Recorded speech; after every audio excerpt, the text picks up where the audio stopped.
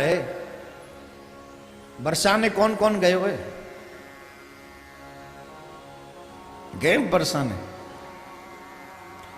पर्वत की चोटी पे कन्हैया राधा रानी को दर्शन किए हुए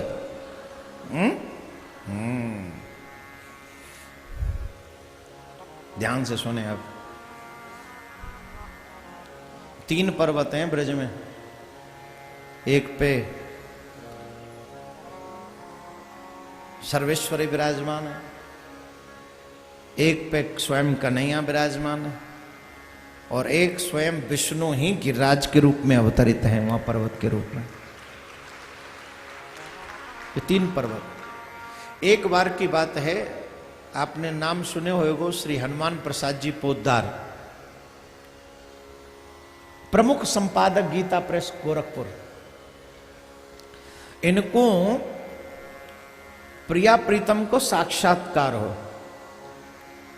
सर्वेश्वर श्री कृष्ण और सर्वेश्वरी राधा इनको साक्षात वार्ता किया करती थी। और ये पुरानी बात नहीं, अभी की बात है। श्री हनुमान प्रसाद पोद्दार जी का परिवार अभी भी है,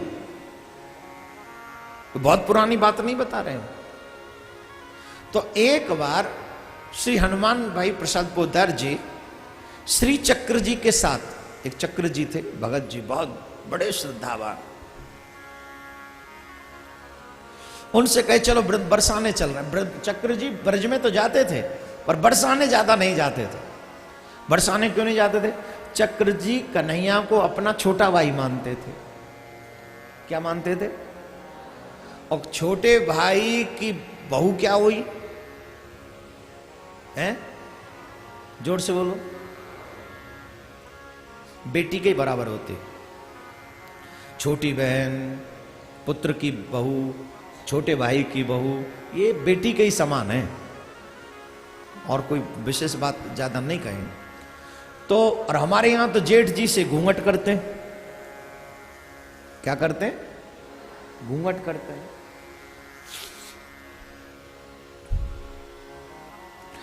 हनुमान प्रसाद जी पोद्दार जी ने कहा श्री चक्र जी से कि आप चलो बरसाने चलते हैं, दर्शन करेंगे राधा जी के, किशोरी जी के दर्शन करें। बोले नहीं नहीं आप जाओ, हम नहीं जाएंगे, हम नहीं जाएंगे, हम नहीं जाएंगे। मना किया, बोले हम नहीं जाएंगे। भाई श्री माने नहीं, उनको जबरदस्ती अपनी गाड़ी में बैठा के ले गए।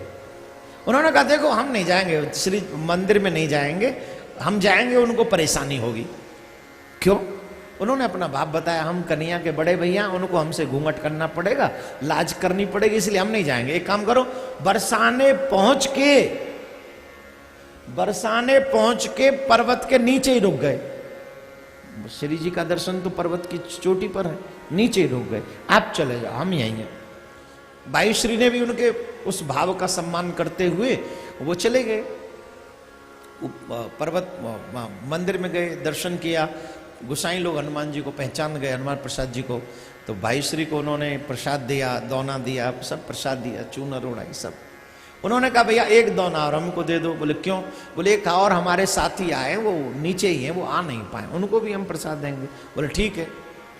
और ये नीचे बैठ के कन्हैया का स्मरण कर रहे थे, एक गाड़ी में बैठे थे। अद्भुत चमत्कार हुआ। अद्भुत चमत्कार ये हुआ कि किशोरी जी, एक व्यक्ति आए पुजारी जी के भेष में, पुजारी जी के भेष में आए और पूरे प्रसाद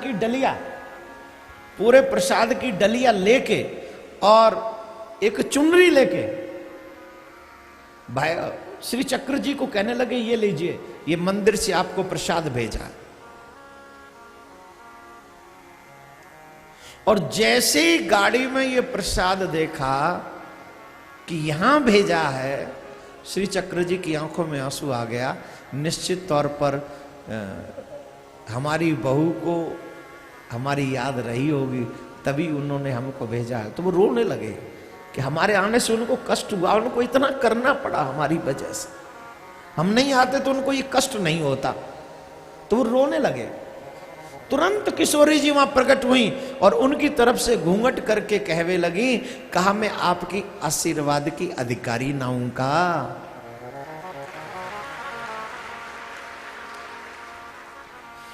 मैं आपके आशीर्वाद की अधिकारी ना हूं का? और उन्होंने घूंघट किया हुआ है, श्री चक्र जी ने भी उधर से मुंह फेर लिया और मुंह फेर के आशीर्वाद दे रहे, सदा सुहागिन रहो, सदा सुहागिन रहो। बड़ा सुंदर प्रसाद, इत्र, वो माला, ऐसी पूरी गाड़ी महक गई।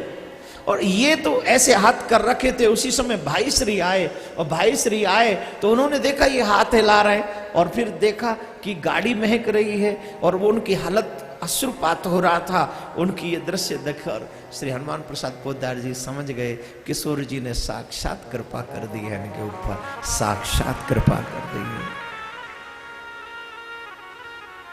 देखो भैया, भाव बनाए वो मुश्किल है। एक बार कन्हैया के संग भाव बन जाए तो वह भाव को मेरो कन्हैया ही अपने आप पूरो करे। किशोरी जी तो और जल्दी पूरो करे, और जल्दी पूरी करें किशोरी जी तो, क्योंकि उनको हृदय बड़ो कोमल है, उनको हृदय बड़ो दयालु है। वो तो दया की भंडार हैं। एक बार जो किशोरी जी को याद करे वो फिर कहा वाक को जीवन में कमी रह जाए। राधे राधे बोलना पड़े।